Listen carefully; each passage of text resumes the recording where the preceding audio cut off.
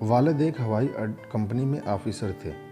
میں ان کے ساتھ اکثر ایئرپورٹ جاتی تو ایئر ہوسٹس مجھے بہت اہمیت دیتی تھیں، پیاری ملتی اور میرا خیال رکھتی۔ مجھے ان کی وردی اچھی لگتی تھی۔ تصور میں بسا لیا کہ بڑی ہو کر انہی کی طرح فضائی میزبان بنوں گی۔ ہم ایک اچھے گھر میں رہتے تھے، والد کی تنخواہ بھی اچھی تھی، زندگی کی سبھی آسائشیں میسر تھیں، ہمارے طرز زندگی بہترین تھا۔ تبھی معزز گھرانوں سے رشتے آنے لگے، لیکن میں نے ہر رشتہ ٹھکرا دیا کیونکہ بچپن سے ایئر ہوسٹس بننا میرا خواب تھا، جبکہ والدین نہ چاہتے تھے کہ ملازمت کروں، بلکہ وہ جلد از جلد میری شادی کے فرائض سے سبکدوش ہونا چاہتے تھے۔ میں ضد پر اڑ گئی، والد صاحب کو اجازت دیتے بنی۔ انہوں کے توس سے تو درخواست دی۔ انہیں دنوں ایئر ہوسٹس کی کچھ اسامیاں نکلی تھیں، خوبصورت تھی، لہٰذا بغیر سفارش کے منتخب ہو گئی۔ اتنی خوشی ہوئی بتا نہیں سکتی، کیونکہ یہ میری پسندیدہ جاب تھی۔ میرا وہ خواب پورا ہو گیا جو میں نے بچپن میں دیکھا تھا۔ ٹریننگ مکمل ہونے کے بعد ڈیوٹی مل گئی۔ دن رات کی جو بھی ڈیوٹی ملتی، ذرا بھی تھکن نہ ہوتی۔ گھر آتی خوش باش، حشاش بشاش چہک رہتی ہوتی، جبکہ دوسری لڑکیاں تھکن کی شکایت کرتیں۔ لگتا تھا میں بنی ہی اس جاب کے لیے تھی۔ یہ میری پسندیدہ زندگی تھی۔ 2 سال کی سروس میں تقریباً تمام ملکوں کی سیر کر لی۔ میری کارکردگی اچھی تھی، لہٰذا انٹرنیشنل فلائٹ پر جانے لگی تھی۔ میں نے 4 سال سکون سے سروس کی۔ والد صاحب بیمار پڑ گئے، دل کا عارضہ تشخیص ہوا تو انہوں نے ریٹائرمنٹ لے لی۔ اب انہیں بچیوں کو ان کے گھر کا کام کرنے کی فکر ستانے لگی۔ وہ اصرار کرنے لگے کہ پہلے میں شادی کے لیے سنجیدہ ہو جاؤں گی، مگر مجھے تو ملازمت میں مزہ آ رہا تھا۔ ابھی سے شادی کر کے بندھن میں بندھنا چاہتی تھی۔ میں نے کہہ دیا کہ آپ پہلے میری دونوں چھوٹی بہنوں کی شادی کر دیں، میں بعد میں دیکھ بھال کر کے خود کو اپنی زندگی کا ساتھی منتخب کروں گی۔ میں بغیر دیکھے بھالے کسی اجنبی سے شادی نہیں کرنا چاہتی۔ جو لڑکی ملکوں گھومتی ہو، رات دن کی ڈیوٹی کرتی ہو، گھر سے باہر رہتی ہو، اس میں اتنا اعتماد آ جاتا ہے کہ وہ والدین سے اپنے مستقبل کے بارے میں بات کر سکے، اور میں سمجھتی تھی کہ یہ میرا حق بھی بنتا ہے۔ والدین کو میں نے دلائل دے کر قائل کر لیا، وہ خاموش ہو گئے اور چھوٹی بیٹیوں کے بیاہ کی تیاریاں کرنے لگے۔ 2 سال گزر گئے، اب میری شادی کی عمر آگے کو سڑک رہی تھی۔ خود مجھے فکر ہوئی ایسا نہ ہو کہ وقت نکل جائے اور پھر کسی زیادہ عمر کے یا بال بچوں والے سے ناتا جوڑنا پڑے۔ میں اپنی پسند سے شادی کر سکتی تھی، لیکن مشکل یہ تھی کہ ابھی تک مجھے اپنے معیار کا شخص نہ ملا تھا۔ دل ایک ایسے ساتھی کی تلاش میں تھا جو مجھ پر اعتماد کرتا ہو، مجھے ملازمت سے منع نہ کرے، بلکہ اتنی آزادی دے جتنی اب حاصل تھی۔ ایک روز فلائٹ کے دوران ایک نوجوان سے ملاقات ہو گئی جس کی شخصیت نے مجھ کو محصور کر لیا۔ وہ مجھے اچھا لگا اور میں اس کو بھا گئی۔ اس نے میرا فون نمبر اور پتہ مانگا، میں نے بلا تامل دے دیا۔ ہماری چند ملاقاتیں ہوئیں اور ہم نے شادی کا فیصلہ کر لیا۔ پہلے فراز نے مجھ کو اپنی والدہ سے ملوایا۔ جب انہوں نے مجھے پسند کر کے رضامندی دے دی تو میں ایک روز فراز کو گھر لے گئی، والدین سے ملوایا۔ فراز میں کیا کمی تھی کہ وہ اس کو ناپسند کرتے؟ وہ انجینئر تھا، خوش شکل اور بردبار تھا۔ والد صاحب نے اس سے گفتگو کی تو فراز کو داماد بنانے میں کوئی مسئلہ پیش نہ آیا۔ یوں انہوں نے میری پسندیدہ رضامندی دے دی۔ میں بہت خوش ہوئی کیونکہ فراز بے حد کشش تھی۔ مجھے تو پہلی ملاقات میں لگا تھا کہ جس بطون جیون ساتھی تلاش تھی، یہ وہی انسان ہے۔ ایک دن فراز اپنی والدہ کے ساتھ ہمارے گھر آیا اور آنے کا مدعا بیان کیا۔ والدین تو اسی دن کے انتظار میں تھے۔ انہوں نے ان لوگوں کو خوش آمدید کہا اور رشتے کی بات چیت طے ہو گئی۔ یوں میری فراز سے شادی ہو گئی۔ میں نے 1 ماہ کی چھٹی لے لی اور ہم نے زندگی کے یہ یادگار دن سیر و تفریح میں گزار دیے۔ سال بھر تو حالات ٹھیک رہے، پھر ساس صاحبہ نے اپنی تکالیف بتانی شروع کر دی۔ دراصل میری کوئی نند نہ تھی، 2 دیور تھے۔ وہ چاہتی تھی کہ ان کی عمر رسیدگی میں بہو اب گھر پر رہے، جبکہ میری ملازمت ہی ایسی تھی کہ دن یا ہو رات ہو میری ڈیوٹی ہوتی، گھر سے باہر رہنا ہی ہوتا تھا۔ جن لڑکیوں نے ایئر ہوسٹس کا پیشہ اپنایا ہو، ان کو بخوبی علم ہوگا کہ اس ملازمت میں گھر سے غیر حاضر رہنے کے باعث کیسے کیسے مسائل جنم لیتے ہیں۔ میں تو انٹرنیشنل فلائٹ پر رہتی تھی، سو کئی دن گھر سے دور رہتی تھی۔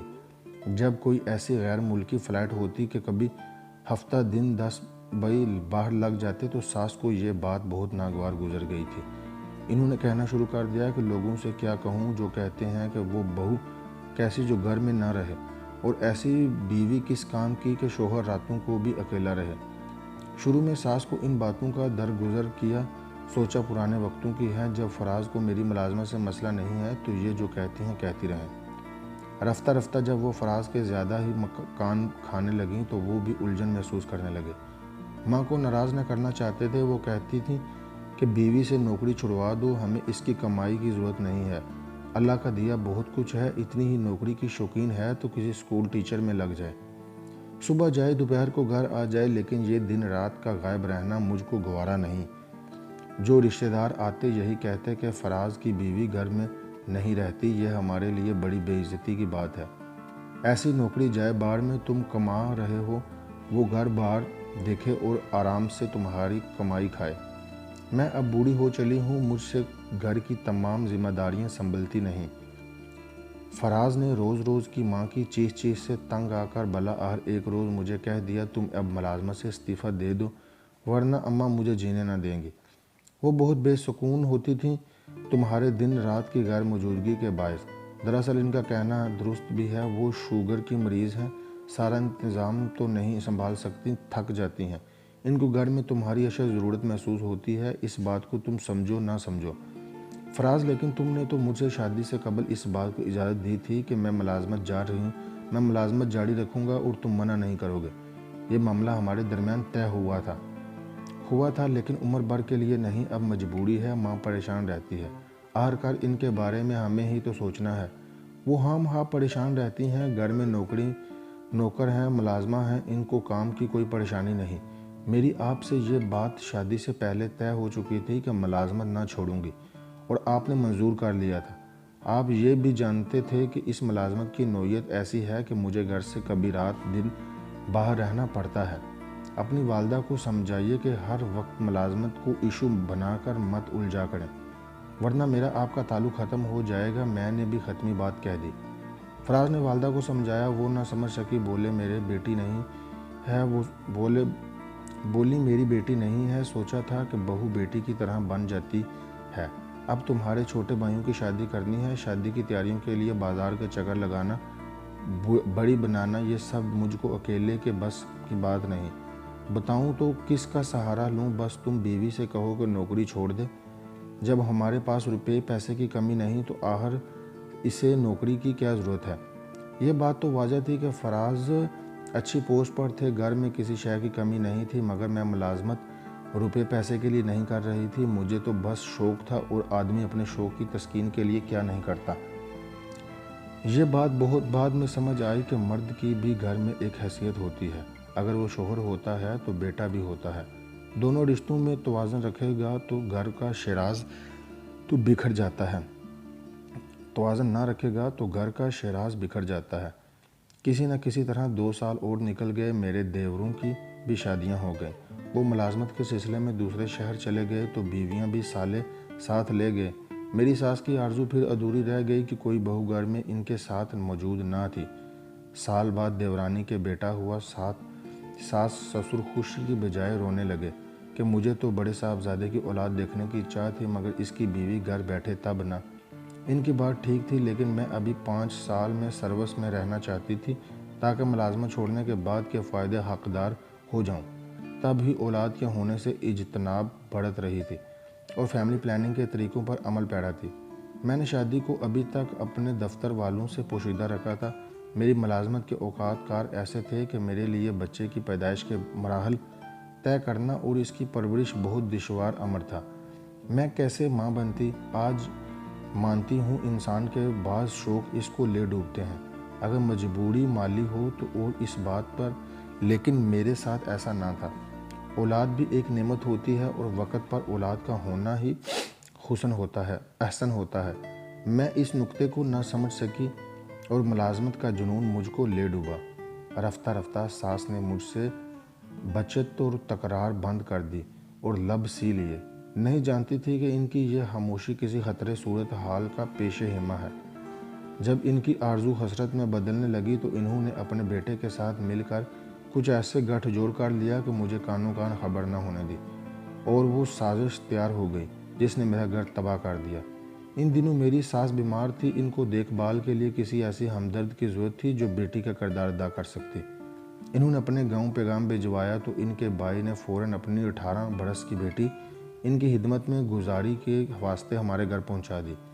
نبیلہ نے آتے ہی اپنی پھوپھو کی دیکھ بھال شروع کر دی، وقت پر کھانا بنانا، ان کو نہلانا دھلانا، کپڑے تبدیل کرانا، غرض تمام کام دلجوئی میں محبت سے کرتی۔ اس نے ہمارے گھر کا سارا نظام سنبھال لیا اور اپنی پھوپھو کو پلنگ پر بٹھا دیا۔ یہی نہیں، فراز کو بھی بہت آرام ملا۔ نبیلہ کے ہاتھ کا پکا کھانا نوکروں کے ہاتھ کے کھانے سے کہیں بہتر تھا۔ ان کے پکے کھانوں میں وہ لذت کہاں جو نبیلہ کے ہاتھ میں تھی۔ وہ تمام کام اور سلیقے توجہ سے کرتی تھی۔ اس کے والد نے بیٹی کو نصیحت کی تھی کہ بیٹی بہن کا بہت خیال رکھنا، ان کو کسی قسم کی تکلیف نہ ہو، کوئی کوتاہی نہ کرنا کہ ان کا بڑھاپا ہے۔ مجھ کو فراز پر کتنا یقین تھا، لگتا تھا کہ ہمارے درمیان اعتبار کا رشتہ کبھی نہ ٹوٹے گا۔ وہ کبھی کسی اور عورت کو نہ چاہیں گے، مجھ سے کبھی دھوکہ نہ کریں گے۔ یہ بعد میں پتہ چلا کہ پیار کا سپنا سپنا ہی ہوتا ہے، اور اصل حقیقت وہ شے ہے جس کو جھٹلایا نہیں جا سکتا۔ میاں بیوی کے رشتے بھی ضرورت کے دھاگے سے بندھے ہوتے ہیں۔ میں تو فلائٹ پر ہوتی، گھر پر فراز اور نبیلہ ہوتی۔ وہ گاؤں کی سیدھی سادھی لڑکی تھی جو صرف 8ویں پاس تھی، مگر اس میں وہ گن تھے جو ساس بہو دیکھنا چاہتی تھی۔ بس اس کی قسمت جاگ رہی تھی کیونکہ میری قسمت سونے والی تھی۔ ماں نے فراز کو اپنی قسم دی کہ تم میری بھتیجی سے شادی کر لو تاکہ میں تمہاری اولاد کی خوشی دیکھ کر مروں۔ تمہاری بیوی ایئر ہوسٹس رہنا چاہتی ہے تو اس کو ایئر ہوسٹس ہی رہنے دو۔ وہ نہ تو ماں بننا چاہتی ہے اور نہ بہو اور نہ بیوی، پھر ہمارے کس کام کی؟ غرض رو پیٹ کر انہوں نے فراز سے اپنی بات منوا لی اور مجھ سے چھپ چھپا کر نبیلہ کا نکاح خاموشی سے ساتھ کروا دیا۔ لڑکی کے والدین نکاح میں بلوائے، نہ کوئی بارات نہ دھوم دھڑکا۔ لڑکی تو پہلے سے ہی گھر میں رہ رہی تھی۔ فراز کی ماں کی خدمت داری کرتے کرتے میری سیج کی حصہ داری بن گئی۔ اس نے اپنی سہاگ رات میری ہی خوابگاہ میں بسر کی اور مجھے اتنے بڑے معاملے میں ہوا تک نہ لگنے دی، حتیٰ کہ نوکروں تک کے لب سی لیے۔ میں گھر میں آئی، نبیلہ پہلے جیسی بے زبان، مسکین اور خدمت گزار بن جاتی، مجھے کھانا ہاتھ میں دیتی اور میری بھی خدمت کرتی۔ میرے سامنے فراز یہ ظاہر نہ ہونے دیتے کہ ان کا نبیلہ سے کوئی تعلق ہے۔ وہ تبھی ان سے دور دور رہتی، غرض جس طرح اس کو میری ساس نے سمجھایا تھا وہ ویسے ہی کرتی۔ سال بعد یہ بھید تب کھلا جب وہ ایک بچے کی ماں بننے والی تھی۔ ظاہر ہے کہ اب اس راز کو کیسے پوشیدہ رکھا جا سکتا تھا۔ جب یہ خبر ساس نے مجھے سنائی تو میرے حواس جاتے رہے۔ پہلے تو جی چاہا کہ ہر کسی کو شوٹ کر دوں، پھر دل چاہا کہ خودکشی کر لوں۔ یہ دونوں کام ہی ناممکن تھے۔ رونے سے توہین کا احساس اور بڑھ گیا۔ کچھ سمجھ میں نہ آیا تو بیگ میں چند کپڑے ڈالے اور ایک سہیلی کے گھر چلی گئی۔ میرے بہت رو چکنے کے بعد اس نے سمجھایا کہ اب اس صدمے کو حوصلہ سے برداشت کرو کیونکہ قصور میرا بھی تھا۔ اور روبینہ نے مجھے سمجھایا، عالیہ دیکھو، مرد شادی کرتا ہے تو گھر آباد کرنے کے لیے، اپنے سکھ کے لیے اور نسل آگے بڑھانے کے لیے۔ تم نے فراز کو کون سا سکھ دیا ہے؟ تمہیں تو اپنی نوکری کی پڑی رہتی تھی، یہاں تک کہ فراز کو تمہاری ضرورت ہی نہ رہی، اور اب تمہاری عمر 35 سال ہو چکی ہے، اولاد نہ ہونے کے لیے گولیاں کھا کر اپنی صحت تباہ کر چکی ہو۔ میں نے حالات کا تجزیہ کیا، قصور اپنا ہی نکلا۔ میں فراز کو نبیلہ کے بغیر دیکھنا چاہتی تھی، جبکہ اب وہ اس کے لیے اہم ہو چکی تھی اور اس کے بیٹے کی ماں بن چکی تھی۔ سوچا کہ اب تو بربادی ہو چکی ہے، گھر کی ملکہ دوسری عورت بن گئی تو اب کس کے لیے ملازمت چھوڑ دوں۔ بعد میں فراز اس کے والدین نے میرے والدین سے معافی مانگی۔ حالات کو دیکھتے ہوئے انہوں نے مجھے فراز سے صلح کے لیے کہا، کیونکہ دواؤں کے مسلسل استعمال کی وجہ سے میں نہ ماں بن سکتی تھی۔ ساس نے بھی مجھے منانے میں کوئی کسر نہ رکھی۔ تب میں اپنے گھر چلی آئی کیونکہ اپنے گھر کے سوا مجھے کہیں سکون بھی نہ ملتا تھا۔ اولاد کے علاج کے لیے فراز مجھے لندن لے گئے، لیکن ڈاکٹر نے بتایا کہ میں اب ماں نہیں بن سکتی۔ نبیلہ کو خدا نے 6 بیٹوں سے نوازا، اس کا دل شاد اور گھر آباد، اور میں اس کے بچوں کی بڑی ماں ہوں۔ نبیلہ اور فراز نے بچوں کی یہی تربیت کی ہے کہ وہ مجھے بڑی اماں کہیں، سمجھیں اور میرا ادب کریں۔ وہ میرا ادب کرتے ہیں، میں سوتیلی سہی وہ مجھے ماں ہی کہتے ہیں اور فرما برداری بھی کرتے ہیں۔